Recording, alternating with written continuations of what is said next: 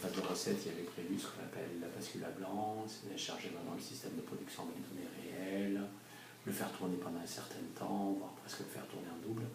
Quand on a vu qu'on était complètement en dehors des clous, on est revenu en comité de direction pour demander un report de 3 mois.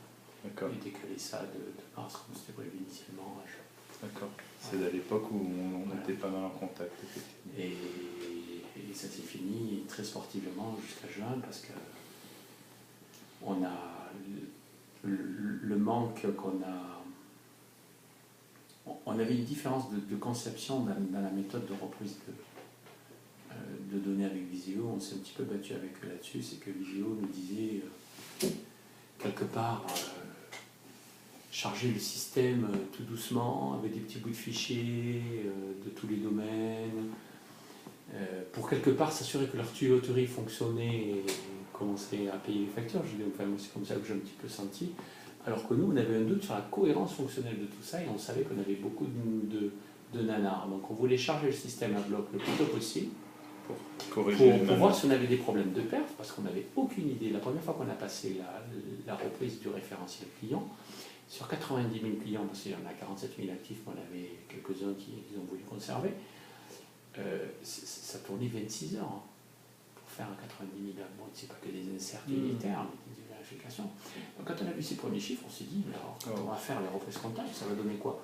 Donc, alors, eux disaient, mais faites-le petit à petit, nous, ça nous permet de débugger nos interfaces. Bon, ok, pour les petits référentiels, on le faisait. Mais nous, on était très inquiets sur le temps, process, sur la qualité du code, parce que très vite, on a vu que utiliser la même table temporaire, le terme de perf c'était pas génial, et qu'on avait tous les vieux nanars de la SCP dans les fichiers, et on s'est un petit peu frictionné avec eux parce qu'on voulait au plus vite charger le système pour s'assurer combien de temps il nous fallait pour le charger, s'assurer que les modèles de reprise et d'interfaçage allaient bien pouvoir fonctionner,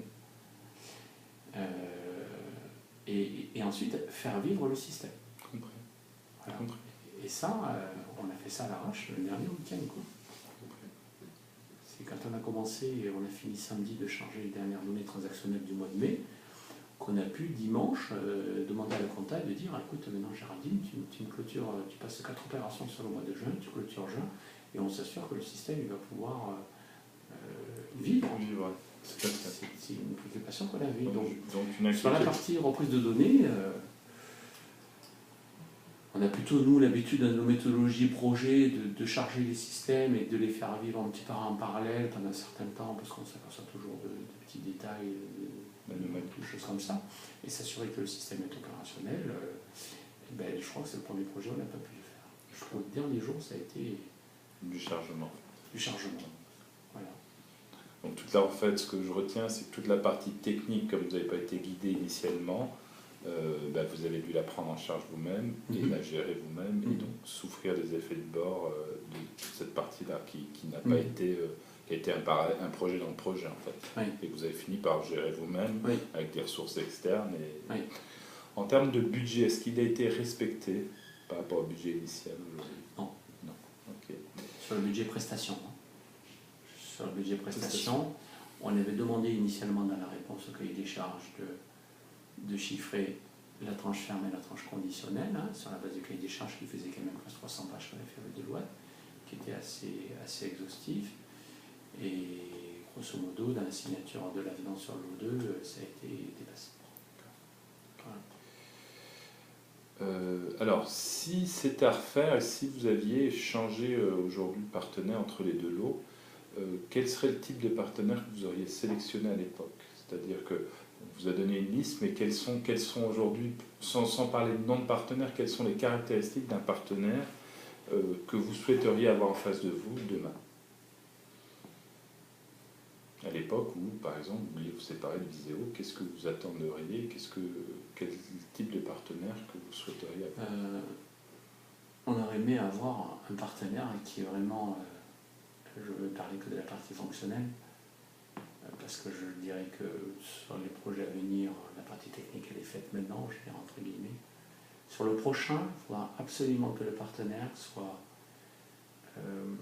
c'est vraiment une expérience reconnue et et plusieurs projets réussis dans l'intégration de ce module de gestion des ventes. Parce que là, malheureusement, on s'est retrouvé, c'est vrai, dans la consultation un petit peu pris par le temps, on a eu la solution AX nous semblait la bonne solution. On n'avait qu'une seule réponse sur AX avec Visio. Et l'erreur qu'on a fait dans notre stratégie de choix, c'est que Visio nous a dit, en termes de référence, ne vous inquiétez pas, on est en train de finir GEG, qui sont les gaz à grande.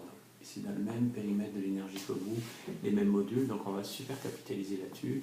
Et c'est un projet qui a bien marché, etc. Donc on est resté sur cette référence-là, qui nous semblait. Et de l'autre côté, avoir des références dans un milieu industriel semblable au nôtre, avec le même produit, la même version, le même intégrateur, c'était pas facile à trouver. Il n'y avait pas 36. Enfin, nous, c'est comme ça. Donc, de manière collégiale, les 5 personnes, les 4 sponsors, plus le cabinet de Deloitte qui participait à ce comité restreint, on a décidé tout ensemble que ça suffisait pour pouvoir démarrer. Voilà. Et que si éventuellement ça ne se passait pas bien, mais on avait cette possibilité-là de changer entre le 1 et le 2, puis éventuellement en cours de route de trouver d'autres partenaires. Donc on est parti comme ça.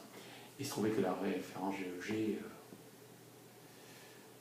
en la creusant, parce qu'on a pris directement des contacts avec eux, elle ne se passait pas si bien que ça, que M. Pégard s'était fait dégager de GEG, il fallait des échos comme quoi ça ne se passait pas très bien, que lors de la mise en prod, ils se sont plantés, ils ont dû faire marche arrière, démarrer 15 jours après, voilà, ça ne s'est pas si bien projeté. Et finalement, on avait cru comprendre, alors on est 5 à avoir mal compris que GEG allait démarrer incessamment sous peu, et ils ont démarré un an après ou un truc comme ça, quoi.